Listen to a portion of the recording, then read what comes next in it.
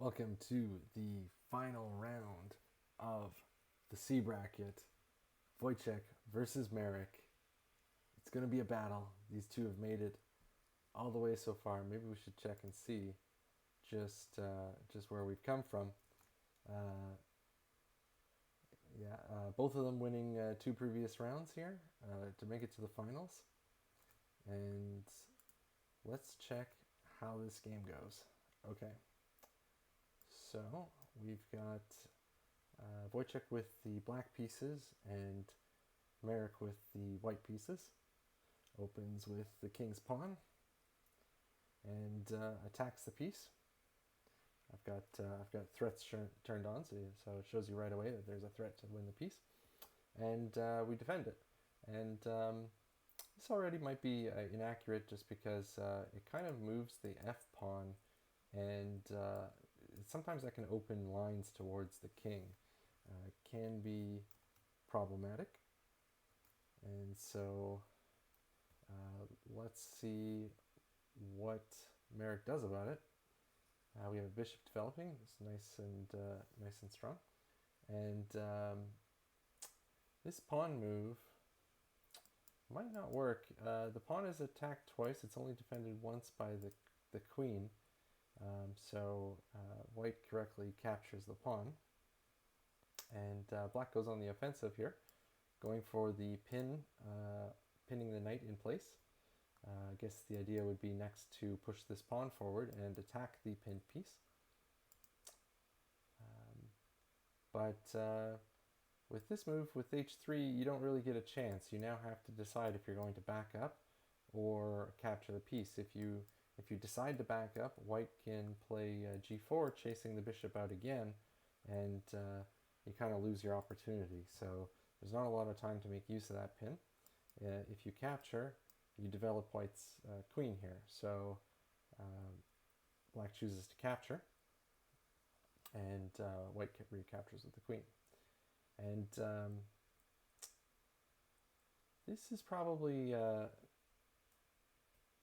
also not ideal. I think a move just like blocking the progress of this pawn forward is important. You can then play the knight out to attack the pawn. White's already got two defenders on this pawn. It's pretty far advanced. If you leave it there, it's going to be a pain in your position. And c6 makes some sense, trying to trade off the pawn. White doesn't really want to push past at this point, but you're kind of giving them an opportunity to mess up the structure a little bit, I think. Good move by white here, just reinforcing the piece. Now if you capture, white recaptures with a threat on the b7 pawn. And you have to ask yourself, what does this move do? So this move attacks the bishop, and it also undefends the c6 pawn. It used to have the defender from b7, but now b7's moved, so that piece no longer has a defender. And there's an interesting idea here. So white recaptures the piece, seemingly hanging the bishop. The bishop can be captured now. Black does capture the bishop, but now there's this really nasty threat here. Pushing the pawn attacks both. You can see it with the threat arrows. It attacks both the queen and the knight, but also the queen on the long diagonal hits the rook. And so three pieces are under attack, and you can't really respond to all of them at the same time. Black captures the obvious pawn, but then is forced to drop the rook. And white is now up 3 points. A good idea here might be to try and trap the queen in the corner. Maybe with a move like bringing the knight over to limit what the queen can do. The queen only has one exit route back the way it came. If you can block it, you can kind of mute the effect of that queen. So we see the first move. White doesn't take the queen to safety. Instead attacks a pawn, maybe makes room for the bishop to come out. Black misses the opportunity to try and trap the white queen into the corner with playing knight to c6 here. White obviously attacking the queen. Queen moves out of the way. And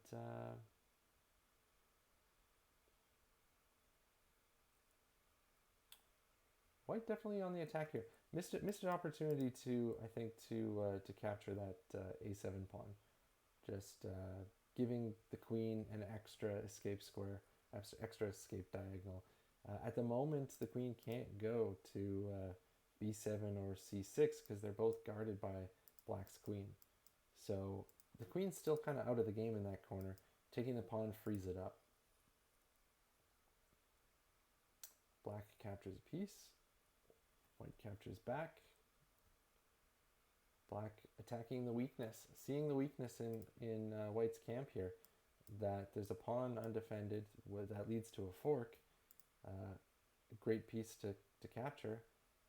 White takes the fork out of the way by castling the king, still hanging the pawn. You could capture it. Black goes the other way with a check, but the problem with this is the piece is not defended here, and white can just recapture, which they do.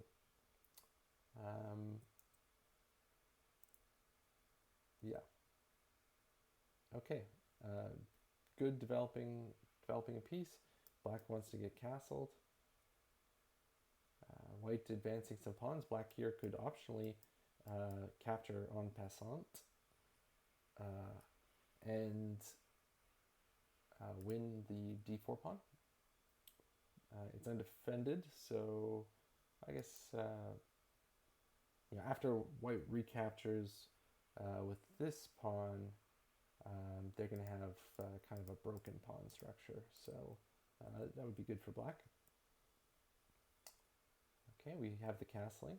White does recapture that pawn.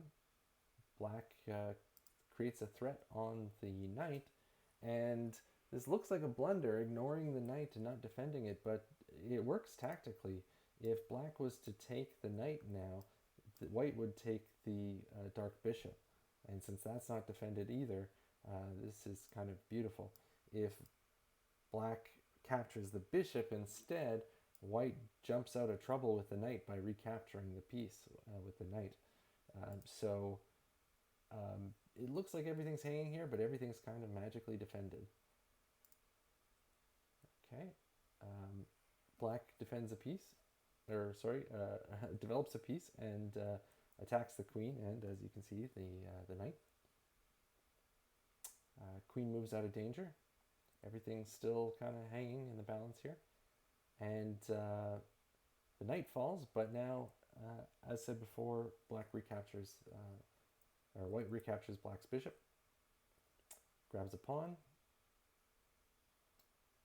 Pawn recapture, now threatening the rook. Knight captures a pawn, a lot of pawns going off the board. White is still up 6 points in material, so a lot of these trades down to trading off material is just going to bring white closer to the end of the game, where the extra material will make a big difference. Nice move here, where this pawn capture defends the rook that was under attack by the queen. Okay, white coming in with a nice threat here, threatening playing rook e8, forking the king and the queen, supported by the white queen. Black misses the threat and to win a pawn, and it's not going to work. White doesn't even have to defend the queen, can throw the check in immediately, has to be answered immediately. You can't move the king out of the way because then you drop the queen. I guess that might be a queen trade. So, okay, if you're black here, maybe your best idea is to move the king out of the way, because you lose your queen, but you recapture white's queen, and maybe you're still in the game here. Fortunately, capturing the queen doesn't work. It looks like you have all the threats, but it's white's turn. White simply recaptures, and the king has no free squares to go to. That is checkmate. There's nothing that can get there to block this important square. And round one goes to Merrick. Let's jump over to round two. And we have another king's pawn game. Early knight development, throwing in a pin, and then counterattacking a queen. This looks like a move order problem. Normally, the knight would be developed first and defends the bishop on that square. Without the knight being developed, the bishop is just sort of hanging there. It's not really, I mean, it is threatening the queen, but it's black's move, so black can just capture the bishop, and it's a free piece. Plus, you haven't done anything to deflect the pin here.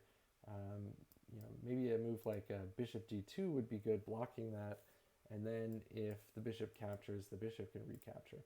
In this case, even if the bishop wasn't hanging, black can capture the knight, and you're forced to recapture with the pawn, and it sort of busts up your pawn structure, doubling the pawns on the c file.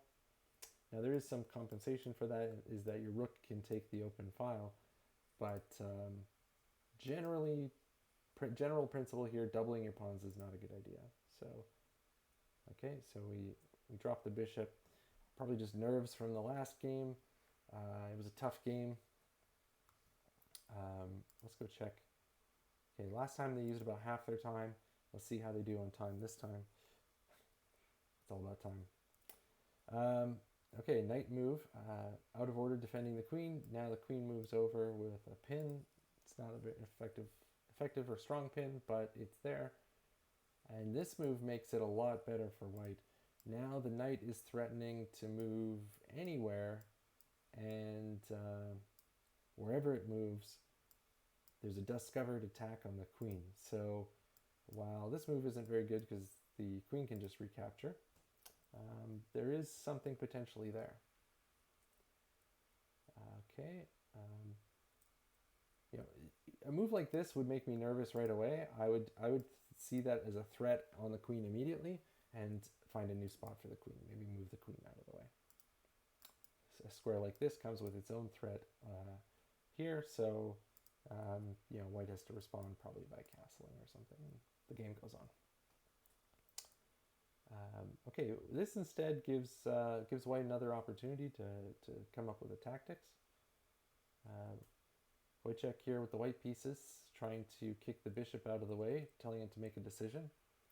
Basically forcing it to take the pawn and doubling his pawns. Not ideal, but maybe that open file can provide some use. Okay, this move develops the bishop, or develops the potential of developing the bishop. It's a developing move for a developing move. Okay, white castles, and we see this black coming out with, I guess, an attack on the knight. The knight is now attacked twice by black pieces, but defended 3 times by white pieces. This last defender here being the g2 pawn, you don't really want to take back with that. While the queen is still on the board, it leaves your king pretty exposed. So we're not addressing the threat here. Kind of just counterattacking and opening up the center. White makes some progress in the center. This pawn here is, I would say it's loose. It's defended twice, it's attacked once, but one of those pieces is under attack as well. So you kind of can't count it to the defense, which means your defense is a little shaky. And in fact, if black just, maybe they can try and trade everything off. You've also got a pawn on e4 now that's not defended with that push. So your center is becoming pretty weak here. Black didn't capture the piece. Instead, I guess last turn,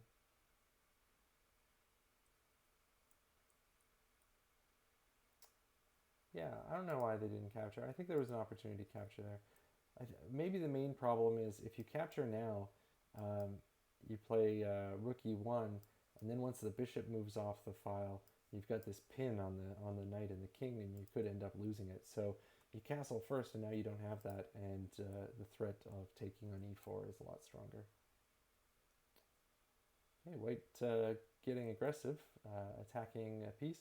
But this kind of weakens the dark squares. You can see how, like, in this position, these pawns, they help each other and they control all of the squares in front. This guy's a little weak, but aside from that, they do that. Once you push them, you control the light squares, but you give up control and weaken the dark squares. It's a little bit harder to see that, but what you can see right away is that it gives, although it attacks the knight, it gives the knight an opportunity to jump to this e5 square, which is actually helping black because it's allowing black to put more pressure on the f3 square. Now black has 3 attackers against 3 defenders, and it might start to get a little bit uncomfortable.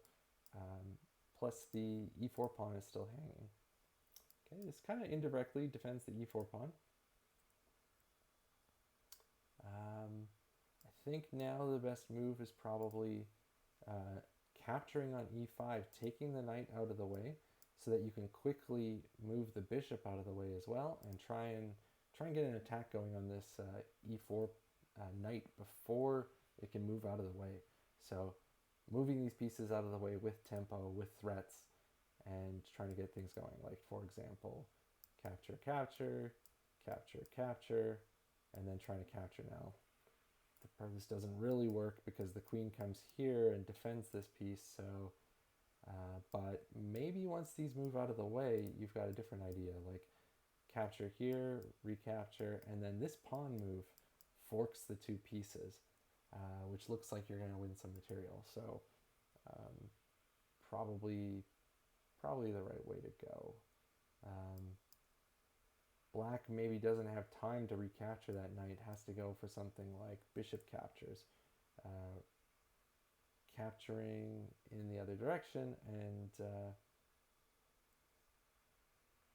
changing the move order so that you don't get caught in the fork. Okay, I think white missed that idea. Instead, threatening the bishop, asking the bishop to capture or move away. Black happily captures. And then this is not so good. You recaptured with the pawn, but you could have recaptured with the bishop, which threatens both of these pieces, opens up the rook to attack the knight. Let's see what would happen. Knight recaptures the bishop, and then that comes with check, so maybe you recapture with the queen, and then we could look at that. Let's look at that. Now knight takes f3, forking, and you could have to play queen takes, then probably queen takes, then the pawn would have to take. Now the knight has time to move out of the way, so you don't end up winning that piece, but interesting. Okay, this though really exposes your king now on this diagonal. There's a check here. Whenever black wants, can add a lot for the mobility of the black pieces. And now the knight moves out of the way and attacks the queen. So best response here is f4, attacking this knight, opening up the attack on the queen, and ignoring the attack on your queen. Because after this, if knight takes queen, then bishop takes the other queen. And black still has 2 pieces hanging. And white's doing really well.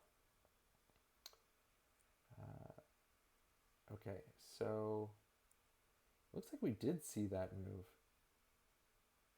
And black played an interesting idea of throwing in this interference piece. Just throw the knight in the middle to cause problems. I don't think it really works. White can still just take the knight with the bishop, and the bishop is still threatening to take the queen. So even though white's queen is hanging, you're happy to give it up if you win the other queen as well, because now you're getting the knight as well. And the king move doesn't solve the problem. You did have two attackers on this knight. Both the bishop and the queen were attacking the knight. Only the queen is defending it. You've got enough to capture it right away. So the king move kind of causes a bunch of problems for white. The queen goes down, and you don't have any immediate compensation. There's no immediate way to get that piece back. Probably the better move here was to capture this piece, threatening to capture the queen, and then you can capture the other knight. If you capture the knight first, I guess you're still winning the two pieces, but you're still down quite a bit of material. Merrick's up 7 points now. You've got a queen versus a bishop here. The rooks are equal. The pawns are almost equal, although white's losing them quickly, and they're kind of in disarray. They're all over the board. They can't support each other. I think white's played too many pawn moves in this game.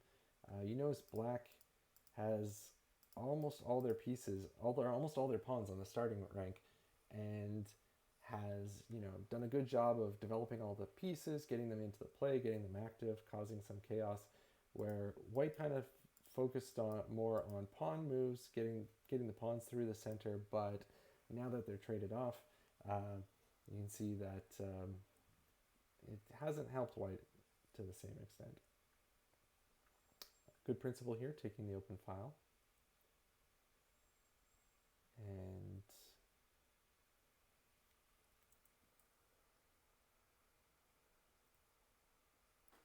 we're just going to see a lot of moves now. We're down to half a minute. And you're going to see some pieces being traded off. Black is pushing the pawns now, trying to make an advance. Here, I think better is just taking this pawn, I think. I guess rook e3 is good too.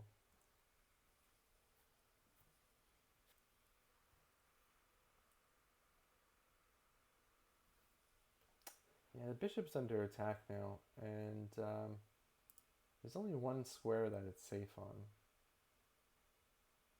What you could do now is play h takes g4, and that move defends the bishop for a move, even though it's going to fall in a turn. But it does kind of provide a temporary defense here. This move does actually defend the bishop, but you can't take this because it's defended by the rook. But maybe f7 would have been better, just going to a square that you can reroute the bishop, check the king, have some control over the diagonal here.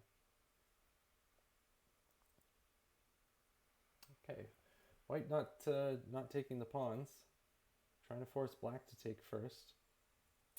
Okay, but this last move undefended the rook, and black noticed right away and captured the rook. Now there's not much left to do. Everything's hanging. Bishop's been hanging a couple turns. Managed to save it. Managed to ward off a lot of the problems, but now the biggest issue is just there's a rook and a queen versus a bishop, and white can't keep all the threats in tow. You have to move the king now.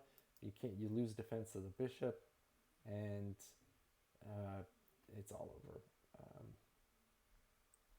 In this position, Wojciech resigns, and that makes Merrick our grand champion. So let's throw 2 wins in there.